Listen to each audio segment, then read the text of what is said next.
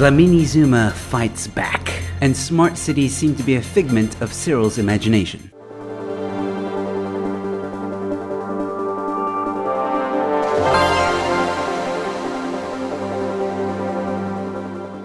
Hello ladies and gentlemen, welcome to the News in 5. I'm your host, Joe Emilio. Thanks for tuning in. Once again, I'd just like to thank all the new subscribers for subscribing to this channel. Thanks for all the likes, the shares, and the views. And of course, thank you to the old subscribers that keep coming back and watching this content and sharing it as well. And if you're new to this channel, you want to be part of this fam, please consider subscribing. Anyways, with that being said, let's get into it. Dlamini Zuma to fight order compelling her to release lockdown records. Now, unfortunately, I can't read this entire article, and I'm not going to support corporate media. But from just the headlines, it's pretty self-evident what exactly is going on. NDZ has appointed a new legal team to make an urgent application for a high court ruling to rescind last year's order that she provide business association Sakeliga with all records relating to the government decisions on the C-19 regulations. So in case you don't know, Sakeliga has been fighting NDZ. They want her to produce some documents with regards to the lockdowns and the regulations in the lockdowns to show what was their reasoning behind some of these weird regulations that were implemented during the lockdown. They want to see exactly what was the reasoning behind these regulations. And NDZ has been fighting this for a very long time, playing games and all that stuff, but eventually the court ruled in Sakeliga's favor. The court said that NDZ had to cough up the documents. Now, she's fighting it. In a way, I'm not surprised because I think the ANC knows that if these documents come out, it will be devastating for them. How on earth do you defend banning open-toed shoes and roast chicken? How? Or how does she defend even the tobacco ban, which she eventually lost anyway? Or even the alcohol ban? How are they going to defend any of these regulations in a logical way? Now, if you had done nothing wrong, you'd be an open book about this. But clearly, the ANC has something to hide. And we'll keep a close eye on this story as it progresses.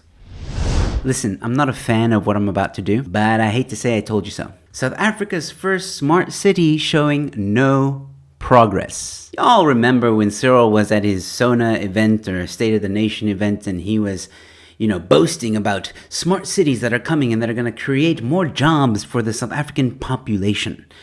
And a lot of commentators, including me, said at the time, with what money are you going to build these smart cities? Even if the ANC had the money to build smart cities, we all know it would take 50 years to be built. And at the end of the day, the outcome would be one building that is half built and not even connected to the grid because it would be deemed a hazardous place to work because it might explode or something. Anyway, that's usually the ANC MO, right? I mean, look at what happened to Medupi. But anyway, I thought this was quite a hilarious article because, well, it's been a few years and they were supposed to start progress on these smart cities.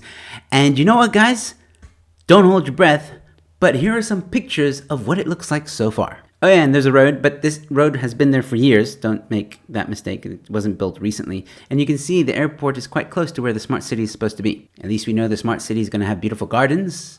A better view of the informal settlement. There you go, ladies and gentlemen. There's your smart city. Ah yes. Look at them. Groundbreaking. More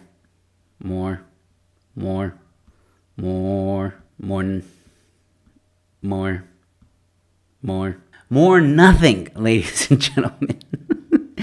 So there you go, ladies and gentlemen. That is the view of the progress of the smart cities, or city, the first one that's supposed to be being built. Yeah. Again, hate to say I told you so. And yet another example of how Cyril Ramaphosa lies.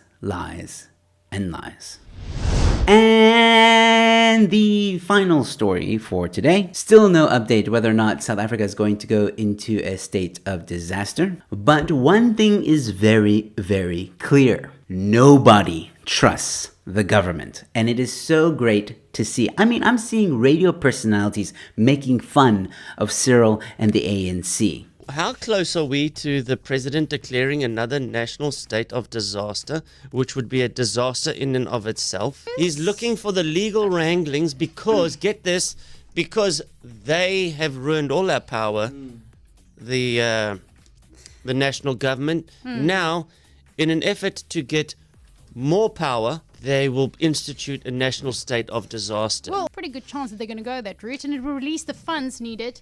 Yes, to steal. You know what? So tell me, are they going to institute some ridiculous rules like they did with COVID, where we couldn't buy a sausage roll from Woolworths in COVID? You couldn't buy Cluckies. You couldn't buy open-toed shoes. No, I'm sure it won't go that far. So now what? You're not allowed to iron at 7 o'clock at night. You can't make toast between 4 and 6. And it's not just radio personalities, it's everyone. There's articles, endless articles. Just Google South Africa state of disaster and see how many articles and experts are saying don't let this happen. I mean, here is just one example from the Daily Investor that says state of disaster over Eskom will open the door to large-scale corruption and fraud. Now, what somewhat annoys me, and I'm not 100% sure about this, but from what I can remember, I think the DA is the one that started shouting, we need a state of disaster for load shedding.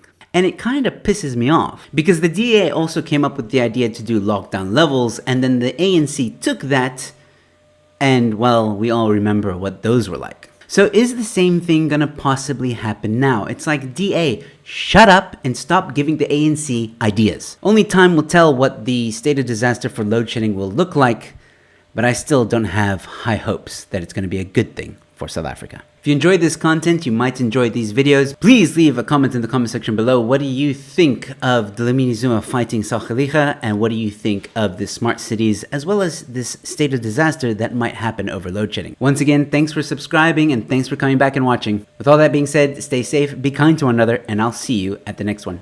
Cheers.